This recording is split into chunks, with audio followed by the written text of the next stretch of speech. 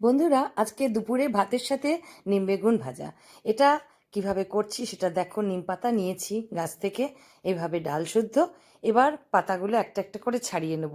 ভিডিওটা পুরোটা দেখবে। নিম বেগুনটা কিন্তু খুব উপকারী। নিম পাতা স্বাস্থ্যের জন্য উপকারী।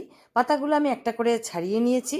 ছাড়িয়ে ভালোভাবে কিন্তু জল দিয়ে ধুয়ে নিয়েছি। ভিডিওটা ভালো লাগলে তোমরা বন্ধুদের সাথে শেয়ার করো, লাইক করো, আর যারা নতুন তারা সাবস্ক্রাইব করো। ধুয়ে রাখা পাতাগুলো জল থেকে তুলে আমি রাখলাম, আর জলের মধ্যে ছোট ছোট করে কেটে রাখা বেগুনগুলোও ধুয়ে নিচ্ছি। এইভাবে কিন্তু একদম ছোট করে বেগুনটা কেটে নিতে হবে, তাহলে কিন্তু খেতে ভালো লাগবে। এটা রান্নার জন্য কোনো কিছু মশলারই প্রয়োজন নেই, সামান্য একটু নুন দিয়েই নিম বেগুন ভাজাটা হয়ে যায়। বেগুনটা আমি তুলে রাখলাম জল থেকে। এবার কিন্তু দেখো, এরকম ছোট করেই কিন্তু বেগুনটা কাটতে হবে। নিম বেগুনটা খুবই উপকারী একটা জিনিস। এবার আমি নিম এবং নিম পাতা বেগুন ধোয়া হয়ে গেছে। এবার কড়াইয়ে তেল গরম করে নিয়েছি।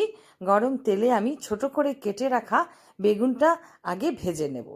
আগেই বলেছি, এটা রান্নার জন্য কোনো কিছু মশলার দরকার নেই, সামান্য একটু নুন দিয়েই কিন্তু এটা হয়ে যায় নিম বেগুন ভাজা, যেটা স্বাস্থ্যের পক্ষে খুব উপকারী। ছোট থেকে বড় সবাই কিন্তু এটা খেতে পারে।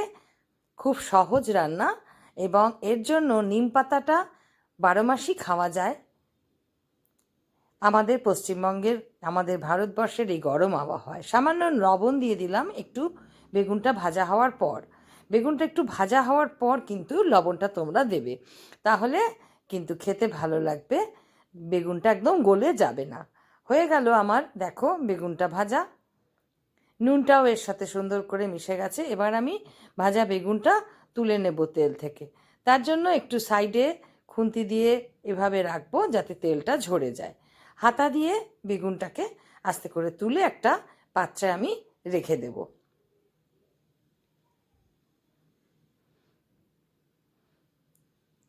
বেগুনটা আমি তুলে রেখে দিচ্ছি। এরপর কিন্তু বেগুনটা তোলা হয়ে গেল, এই তেলেই আমি নিম পাতাটা ভেজে নেব। ধুয়ে রাখা নিম পাতাটা সেই তেলেই আমি দিয়ে দিলাম। যেসব নিম পাতাগুলো একটু বেশি ম্যাচিওর বা বুড়ো পাতা, সেটা কিন্তু বেশি মচমচে হয়। কচি পাতা ততটা মচমচে হয় না।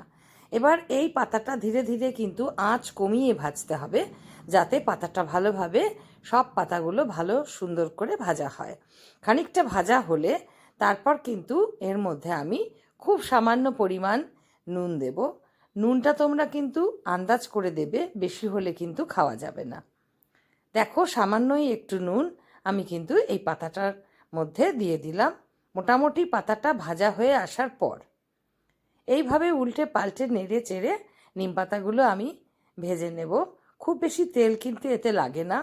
তাও ভাজা হওয়ার পর আমি এই পাতাগুলো একপাশে খুন্তি দিয়ে তুলে রাখবো। আর আঁচ কিন্তু সবসময় কমিয়ে তোমরা রান্নাটা করবে, নাহলে কিন্তু পুড়ে যাবে সব পাতাগুলো। হয়ে গেছে, আমি খুন্তি দিয়ে একপাশে তুলে নিলাম। যেটুকু তেল ছিল সেটা আস্তে আস্তে কড়াইয়ের গা বেয়ে নিচে পড়ে যাবে। এবার আমি পাতাটা তুলে একটা বাটিতে রেখে দেব। বেগুন এবং নিম পাতা ভাজাটা আলাদা আলাদা রাখলে কিন্তু খাওয়ার সময় পাতে মিশিয়ে নিতে হবে। বেগুন এবং নিম পাতা একসাথে ভাজলে নিম পাতাটা নরম হয়ে যাবে। তো বন্ধুরা, এই রেসিপিটা তোমরা অবশ্যই বাড়িতে একটু ট্রাই করবে, আশা করি ভালো লাগবে। দেখো, নিম পাতাটা কিন্তু ভাজা হয়ে গেছে, মোচমোচে হয়েছে। যারা আমার চ্যানেলে নতুন তারা অবশ্যই কিন্তু আমার চ্যানেল সাবস্ক্রাইব করো। আর আমার এই নিম বেগুন ভাজা রেসিপিটা তোমাদের ভালো লাগলে অবশ্যই বন্ধুদের সাথে শেয়ার করো, লাইক দিও। দুপুরে গরম ভাতের সাথে প্রথম পাতে নিম এবং বেগুন ভাজাটা খেতে ভালো লাগে। প্রথমে পাতে বেগুন ভাজাটা দেব, এরপর আমি এই বেগুন ভাজার উপরে নিম পাতাটা দেব। খাওয়ার সময় দুটো মিশিয়ে খেতে হবে।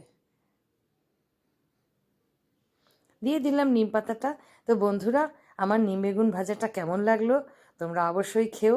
এটা খেলে সবার শরীর ভালো থাকবে। আজ এই পর্যন্ত, দেখা হবে অন্য